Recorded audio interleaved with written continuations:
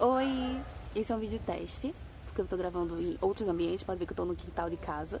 Então se escutarem vários sons, ignorem. E mais do que meu cabelo, como vocês podem ver, ele já está numa cor magenta, eu acho, por aí. Eu vou fazer uma recapitulação e uma mudança de um vídeo da gente, do Movimentos Sociais. Eu olhei e ele ficou um pouco redundante, teve problema do som, teve problema da imagem.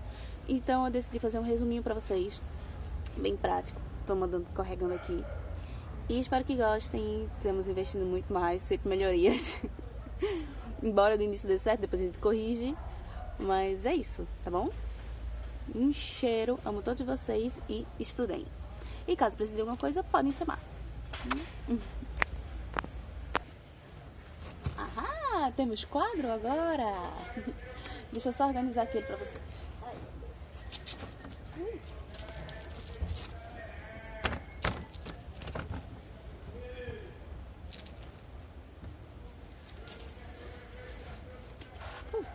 Pronto! Como vocês podem ver aqui atrás, eu vou apontar várias coisas e nós vamos debater. Como eu tinha dado naquela aula, movimentos sociais a gente pode dividir em dois tipos, que são os conjunturais e os estruturais. Conjunturais a gente pode classificar como algo de menor impacto. Não que isso não seja importante, porém ele é mais incisivo. Por exemplo, uma vizinhança que está protestando pela falta d'água, passagem. Pode ser considerado, mesmo tendo maior grau. Tá vendo um exemplo? A questão da morte de uma pessoa. Então, geralmente é uma manifestação. Geralmente é isso, que eles querem medidas mais rápidas e práticas. Já o estrutural, ele é muito mais profundo, complexo e de longa data, como o movimento negro, o movimento das mulheres e tudo mais. Por quê? E eu tô com a sensação que vocês estão tronchos. Por quê essa diferenciação?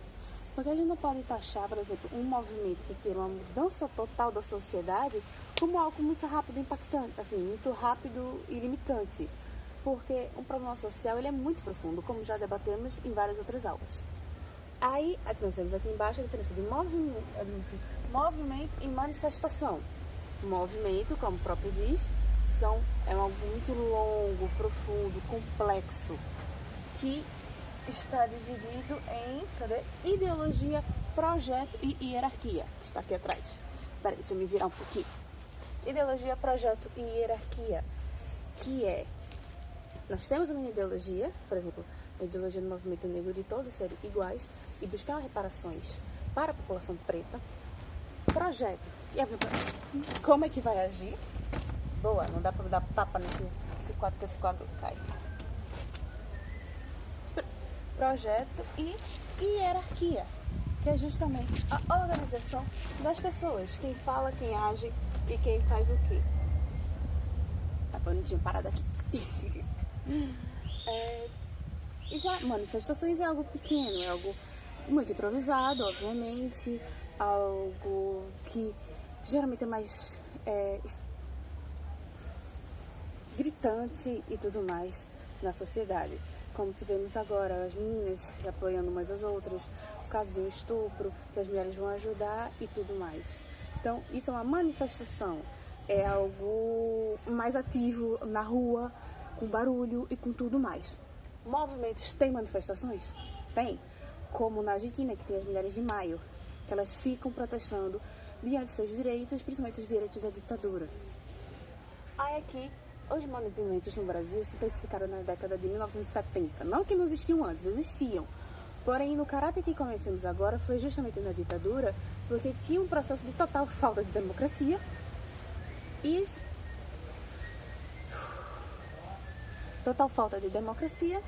e precisava não ser mais algo de diálogo, tinha que ser algo mais enérgico, algo que aparecesse mesmo. Até porque no diálogo e na mídia era controlada. Então, nas ruas, as pessoas poderiam gritar pelo que elas querem. E eles estão na frente do quadro. E o principal ponto dos movimentos sociais é a busca por mudança social. Que é aquela coisa, você entrar na sociedade, tanto com leis, com políticas públicas, e vários outros acessórios governamentais para que um grupo, a minoria que esteja lutando, tenha seus direitos e tenha suas garantias de vida, não só vida, mas como cidadão, exercer seus direitos, exercer seus deveres e serem reconhecidos como tal. Bem, aí, o que nós podemos ver em movimentos sociais? Sindicatos para movimentos trabalhistas, partidos políticos para questões ideológicas, ONGs, coletivos. ONGs e coletivos é a coisa mais estrutural que nós temos de um movimento social. Seja uma movimento ou seja ONG para qualquer finalidade, tá? Tanto religiosas como coisas mais progressistas, que é o apoio à população. Por isso muitas ONGs cresceram nos últimos 2 governos, não 3 governos, né? Mais ou menos, mas principalmente no período Lula e Dilma, porque eram formas de você ir até a população, ir até lá, buscar recursos e se estruturar para que essas pessoas tenham acesso ao que elas precisam. E os coletivos são justamente algo mais fluido, são estudantes, são mulheres, são pessoas que eles se reúnem e fazem ações em ONGs. Tudo isso aqui trabalha, porque tem partidos políticos que trabalham com ONGs, tem sindicatos que trabalham com ONGs, meio que a ONG é uma coisa ótima. É complexo? É. Mas é uma forma que o Estado criou para poder... O Estado criou não, porque a ONG é fora do Estado. Mas que o Estado pode dialogar com essas pessoas e essas pessoas podem dialogar com os grupos que necessitam. Tem ONGs que têm apoio do governo? Tem ONGs que não têm apoio do governo nenhum. E é uma grande burocracia. Aí vamos lá. E a gente pode separar os movimentos em alguns pontos, como movimentos cívicos políticos, movimentos sociais políticos, movimentos sociais de classe e movimentos sociais radicais. Movimentos sociais políticos geralmente são apoiados em alguns políticos, ONGs com políticos, partidos, coletivos e tudo mais, que eles querem muito políticas públicas, por exemplo, políticas para o aborto, que não é só o aborto, é questão de políticas para planejamento familiar, saúde da mulher, várias questões de uma abrangência melhor, tá? Não é porque existe algo que seja bom ou que seja ruim, mas porém algo melhor para a saúde da mulher e questões contraceptivas. Aí temos movimentos sociais de classe, que eles pontuam muito, como vários outros movimentos, que a classe é um fator dominante, que a classe é um fator inerente e intersocial, de que pessoas pobres são muito mais prejudicadas quando elas têm mais algum fator de minoria. Por exemplo, os indígenas que vivem fora do capitalismo, eles sofrem muito, porque a eles são renegadas coisas que seriam básicas a qualquer um. Não é que são renegados, são atacados por isso. E os movimentos sociais radicais é que eles são, vamos supor, mais manifestantes, assim, eles são mais...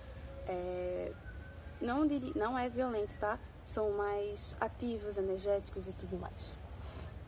Como eu falei lá em cima, todo movimento ele tem uma ideologia, seja qual seja o movimento, tanto os da extrema esquerda quanto os da extrema direita, movimentos nazistas e tudo mais, eles têm uma ideologia, eles têm um projeto, que é como eles vão chegar à sua ideologia, e eles têm uma hierarquia, que são vozes, políticos, líderes, membros e tudo mais, estatuto e tudo.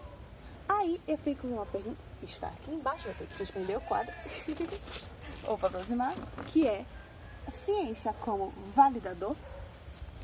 O que seria essa ciência como validador? Muitas vezes a ciência ela age como um elemento contra a ciência. Vou explicar. Durante muito tempo acreditou que mulheres negras elas tivessem uma resistência maior à dor devido aos partos e que elas não precisariam tanto assim de anestesias, apenas mulheres brancas. O que isso aconteceu? Anos e anos de violência obstétrica a mulheres negras, principalmente mulheres negras pobres. E o que? Obviamente, com a carência de recursos, eles não anestesiavam mulheres negras para anestesiar mulheres brancas. O tratamento e tudo mais. Precisou de mulheres negras irem para a camada da ciência, debaterem academicamente e provar que mulheres negras, sim, elas são qualquer outra pessoa e sentem dor. Elas precisam de tantos cuidados quanto as mulheres brancas. Não tem essa diferenciação na parte de organismo, na parte de imunidade e tudo mais. Não tem, tá bom? Não tem. Então, isso muda o caráter das coisas. Por exemplo, mulheres serem avaliadas que são péssimas motoristas. Homens terem avaliados que não têm essa percepção tão grande para arte ou para elementos dentro de casa. E não é assim.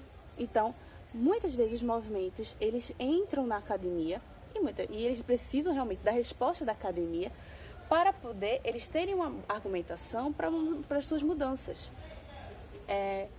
Como movimentos feministas, muitas vezes, elas provaram que poderiam fazer ciência, produzir ciência e ciência para as mulheres, quando teve muitos e muitos anos de ciências apenas para os homens.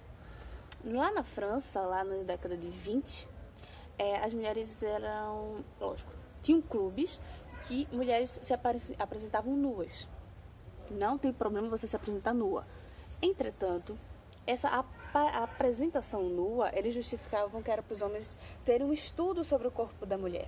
Quando na verdade não era. Era apenas para questões mais sexuais, libidinosas e de poder dos homens sobre as mulheres em decorrência de valores monetários.